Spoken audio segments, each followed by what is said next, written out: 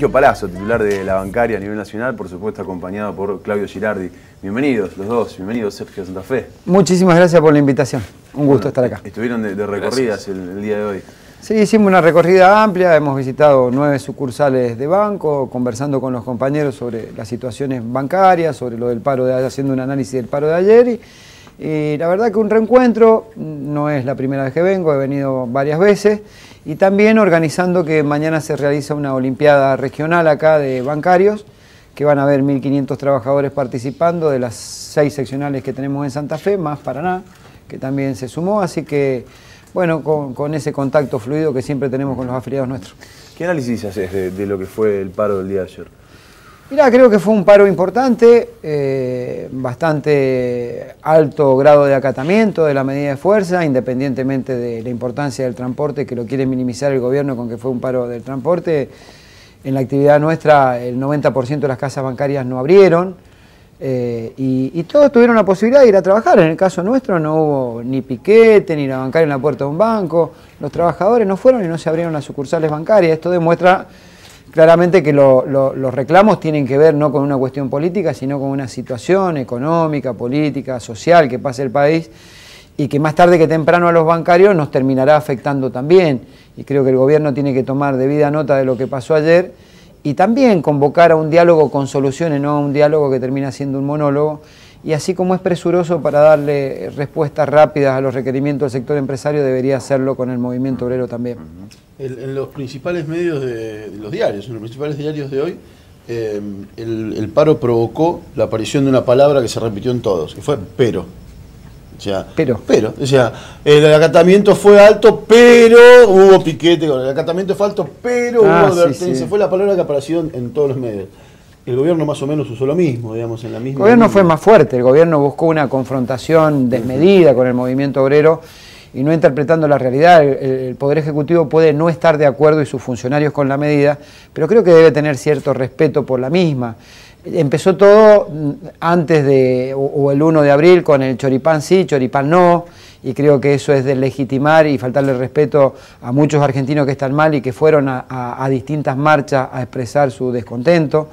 Me parece que se banalizó el reclamo de los trabajadores que protestan. Yo soy muy respetuoso de la gente que fue el 1 de abril, por más que no comparta absolutamente nada, y exijo el mismo respeto para los que protestamos y particularmente a los que le va muy mal, y creo que no lo hubo. Después fue el tema de las mafias, donde el gobierno anunciaba que iba a combatir las mafias y que las combate, y que si tiene en cuenta de que hay una mafia, que la denuncie, y el que esté en una mafia que vaya preso, esto está claro. Y creo que el presidente nos puede dar cátedra y, como dicen en la universidad, hasta una clase magistral. El primer hecho de corrupción política en la política contemporánea, el 83 en adelante, fue las cloacas que no se hicieron, creo que en Lanús, con Roseló intendente, y el prestatario era la familia Macri. Así que me parece que nos puede dar una linda charla y asesorarnos bien de cómo atacar las mafias. No, de hecho, usted, Sergio, viene a reemplazar todo un proceso mafioso dentro de su sindicato también, ¿no? Con Zanola preso. Sí, es un proceso judicial que tiene que terminar. Nosotros tuvimos la sabiduría de aprovechar una crisis institucional profunda como tuvo la asociación bancaria y poder hoy tener 40.000 afiliados más en el sindicato, tener un proceso de legitimación muy amplio. La elección que a mí me consagra secretario general de la bancaria, por primera vez en la historia no se aplicó el estatuto. Nosotros pedimos que no se aplicara porque entendíamos que la discusión de Zanola había que saldarlo con un proceso electoral y se habilitaron todas las listas que se presentaron y me tocó ser conducción ganando con más del 80% de los votos con 3 listas en la cancha. Y así sin voto electrónico. Sin voto electrónico. Porque el gobierno le está pidiendo que ponga. Bueno, fíjate lo que sacan, es decir, parecen niños caprichosos, ¿no? Como que si uno no les da lo que ellos quieren, automáticamente tienen una reacción contraria a eso. Y su reacción es, ¿cuál es? Y vamos a atacar la ley de asociaciones profesionales con estas medidas que salieron publicadas ya en el boletín oficial, no es una cosa alocada, salió publicado ayer en el boletín oficial, que tiene que ver con el cupo. Y está bien, nosotros somos defensores del cupo y en mi sindicato se cumplen las estructuras sindicales, es más, en la conducción nacional estamos excedidos de lo que es el cupo. Te hablan del tema del voto electrónico, es imposible su aplicación cuando vos tenés urnas volantes. Nosotros queremos que los trabajadores voten y la urna va con sus fiscales banco por banco. Nosotros no ponemos una urnita en el sindicato que vengan a votar el grupo que nosotros queremos y que nos consolide. Queremos que participen. ¿Cómo haces para andar con urnas electrónicas? No terminas más un proceso electoral. Y además que terminás comprando y haciéndole un gasto al sindicato que hoy los afiliados no te lo piden porque conscientemente van y votan y saben que tienen fiscales de todas las listas que se presentan. Y lo último que plantean a mí me parece peligroso, ¿no? porque plantean la inhabilidad para ser candidato a todos aquellos que tengan temas penales, civiles o comerciales. Quiere decir que vos estás en el verá y no podés ser candidato en un sindicato. Es un tema peligroso, que uno hasta podría darle cierta entidad, porque puede ser un proyecto político que tenga el gobierno en su cabeza, equivocado o no, si fuera para todos por igual. Pero es una reacción hacia el movimiento obrero y un ataque. Porque ¿por qué no hiciste el mismo proyecto para las asociaciones civiles, para los clubes de fútbol, para las organizaciones empresarias? Agarrar la directiva del coloquio de ideas, que es la organización más expresiva del empresariado, y de 35 integrantes creo que hay una sola mujer, que era Intela Contatini. Es decir, y mucho procesado además. Claro, si vos agarrás y decís, es para todo, no das la discusión si está bien o está mal. Ahora es para un solo sector y te da que pensar que es una reacción de chicos caprichosos de colegios pagos y de countries que no les gustó que el movimiento obrero le hiciera un paro, ¿no? ¿Esto les parece peligroso al punto de incentivar porque una cosa, yo lo decía, una cosa son la gente de a pie que va y se manifiesta o el primero a favor del gobierno o después en contra, y uno por ahí ve exabruptos, dichos y demás, pero cuando vienen ya desde los máximos cargos, se justifica, me parece, que la gente haga y diga cualquier cosa. Mira, tu muy buena pregunta yo la ato con la gestión de gobierno.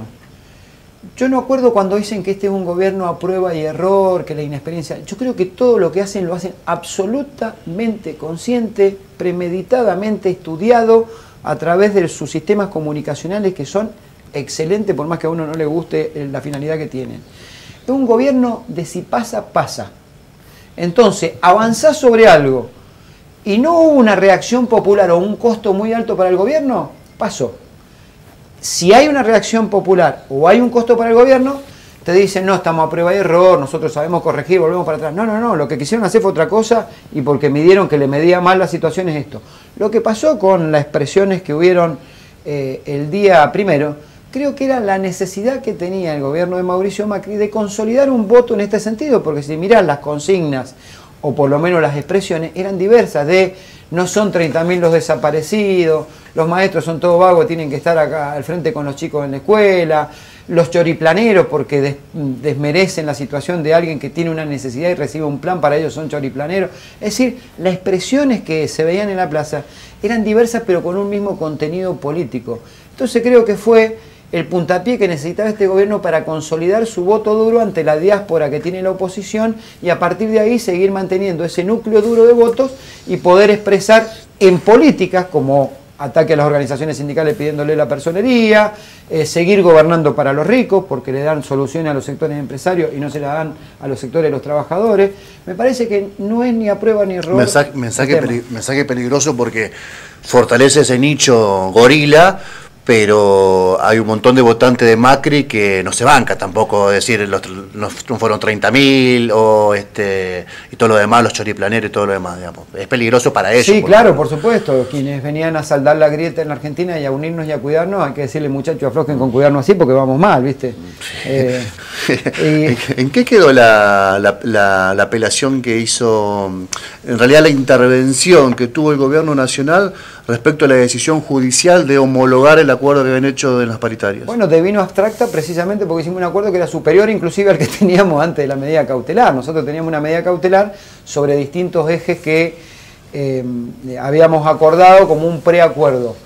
Definitivamente después, en el medio, y ante la fortaleza de un paro de 72 horas que habíamos lanzado y todos se tuvieron que sentar a negociar, veníamos de marchas, de paros parciales, y cuando largamos el tema del paro de las 72 horas se sientan y terminamos acordando un acuerdo que fue en definitiva un 24,3% en un solo pago, con un bono del día del bancario que arranca en 21.000 y algo y termina casi en 40.000 pesos, y con 2 revisiones anuales del acuerdo, y además con una cláusula de automaticidad en el porcentaje, no si supera el 24,5% de la inflación, sino si supera el 19,5% de la inflación, se incrementa automáticamente el acuerdo salarial en el porcentaje que haya crecido la inflación, y a su vez le hicimos retroactivo al 1 de enero cualquier actualización que superara. Quiere decir que si termináramos el año con 6 puntos de diferencia entre el 19,5 y supongamos que la inflación es el 25,5 y hay 6 puntos, no solo los fuimos cobrando a medida que creció la inflación, sino que te tienen que multiplicar esos 6 puntos por 12 meses para atrás y te tienen que dar un retroactivo del 72% de tu salario. ¿Fue el mejor acuerdo del país? el que llegó la bancaria. Hasta ahora ha sido números, uno no ve otro acuerdo tan contundente como el que alcanzaron. Sí, sobre todo porque logramos preservar nuestra participación en las ganancias, que el empresariado está envalentonado, se siente parte de este gobierno, y fueron a buscarnos por un rubro que nosotros cobramos, que es participación en las ganancias, y lo logramos preservar, que era parte de nuestro salario. Y también porque, en definitiva, creo que lo que fue una pelea de disciplinamiento que el gobierno no consiguió con esta organización sindical y sus trabajadores. Ellos querían disciplinar a las paritarias del sector privado con un acuerdo similar al acuerdo que ellos le denominan el Acuerdo Vidal por la provincia de Buenos Aires. Bueno, se equivocaron de sindicato, de afiliado y de sistema. La paritaria es un sistema libre de negociación, y si hay un gobierno que dice que quiere diálogo, el diálogo por excelencia entre trabajadores y sector empresario es precisamente la paritaria. Claudio Girardi hace algunos días estuvo aquí y dijo que habían adoptado la decisión de constituirse como querellantes en la causa por el vaciamiento del Banco de Santa Fe, causa que denuncia que comenzó una comisión interna de la bancaria en 1991 y otra antes en el 87.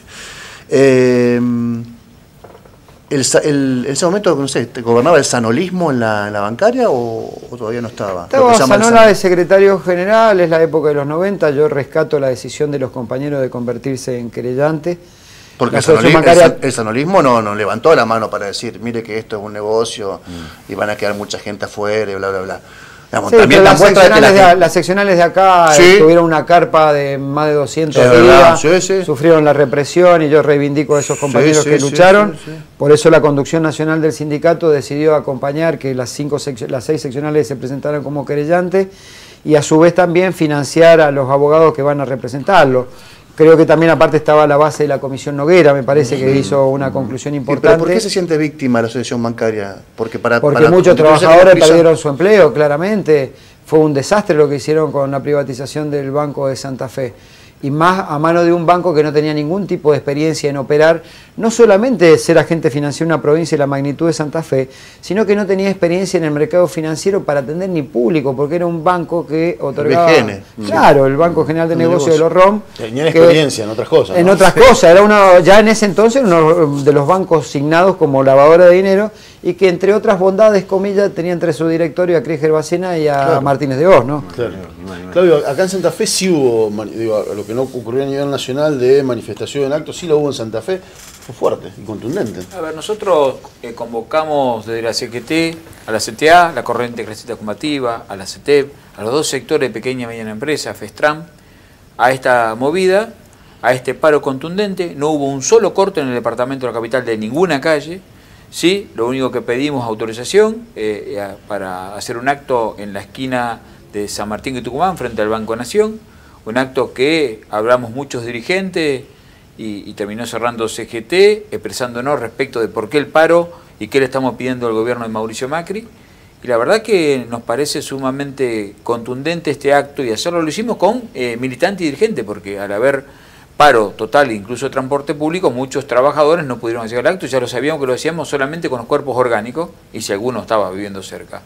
La verdad que nos parece importante esta medida que lleva adelante el CGT, por lo menos lo que nos toca hacer a nosotros en este respaldo, más allá de ser la composición como bancaria en la corriente federal dentro de la CGT nacional, pero me parece que fue contundente y es un mensaje al presidente. Yo diría, por decirlo de algún término santafesino, y que acá nos gusta tomar cerveza, vamos a esperar que baje la espuma un poquito, ¿tá? No nos van a decir que el paro estuvo bueno, pero ya sabemos, es así, son las posiciones de poder, y esperemos que el lunes el presidente de la Nación tome nota de esta medida de fuerza, se enjuague bien la boca antes de hablar, y nos pongamos a discutir un proyecto de futuro que sea integrador. Digamos, nosotros que le pedimos que empiece a cumplir lo que prometió en campaña, pobreza cero, por lo menos que la empiece a bajar. Lo que hizo el año pasado fue aumentarla. Que empiece a resolver el tema de puestos de trabajo, hubo 130.000 despedidos formales, más otros tanto informales. Que las inversiones se lleguen, pero para generar trabajo productivo y no el blanqueo, y que genere además un plan económico de producción y no un plan económico para que sea financiero, para que ganen unos pocos en la timba financiera. Le estamos pidiendo que pare con los tarifazos, le estamos pidiendo un país que integre a los 45 millones de habitantes y que sea mucho más justo para vivir, y que los errores que había el gobierno anterior se corrijan, porque seguramente hubo errores si no hubiese ganado Mauricio Macri las elecciones. Y también, digo porque muchas veces se nos trata, Nosotros queremos que el presidente Mauricio Macri termine su mandato como corresponde, 4 años, y por eso fue votado. Pero cumpliendo lo que dijo en campaña, primero. Y segundo, cada vez que hay un golpe institucional, cada vez que hubo un golpe de Estado en el 76, los desaparecidos, los muertos, los presos políticos y los que echaban de los lugares de trabajo eran trabajadores. Cuando fue la implosión del neoliberalismo en el 2001, de Menem con De la Rúa, los 21 muertos no eran empresarios, eran trabajadores. Siempre ponemos los muertos y las cuestiones más complejas de los trabajadores. Por eso respetamos mucho la democracia. Pero también, como respetamos la democracia, decimos, cumpla con lo que prometió. Ejemplo, en mi gobierno se va a terminar el impuesto a las ganancias.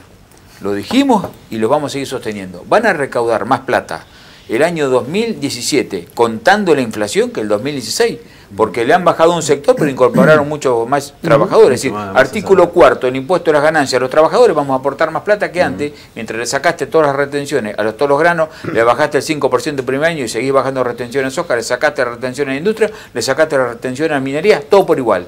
Las dos multinacionales, lo mismo que esa minera que tiene 8 trabajadores, que es familiar. Entonces, de esto estamos hablando, que este país no tiene viabilidad económica y posibilidades para las pequeñas y medianas empresas, producciones y los trabajadores en este marco de un sistema financiero, de un plan financiero y de un sistema económico liberal que no incluye, al contrario,